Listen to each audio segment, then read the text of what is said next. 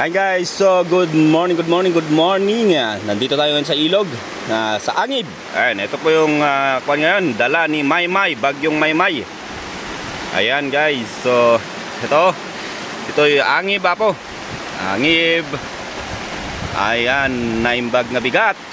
Kakailyan nga tagalagayan ng taga-abra. So dito tatay ti Angib River. Medyo pinadakkel naman tayo ito yung Angib River po.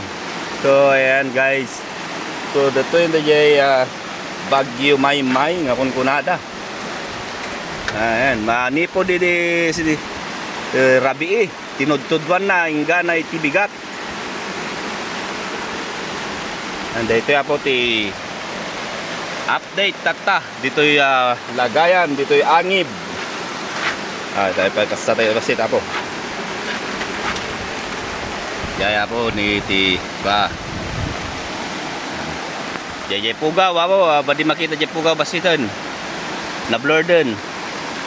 Diretso pa lang iti tudo dito lagayan ita. Ayan, dito pa lang nga po ti kuha tayo ni. Latest update. Ti oras alas 8:25 iti bigat.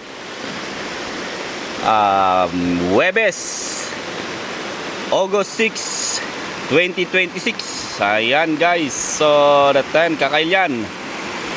Daw dati agan anod nga kwa. Nagada dito do ti agan anod apo ni. Dito ikot na balandra di kayod to yun.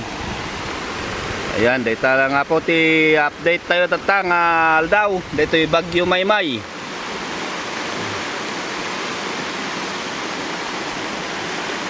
Ito po dadati kwa mayan anod nga kay kayo ditata dito karayan parte po ti Angib. Ayan po medyo katamtaman mo ti kadakkel na hanmot nga kasla di damdamo lalo na di bagyo egay ti talaga nga nakaro ti kadakkel na.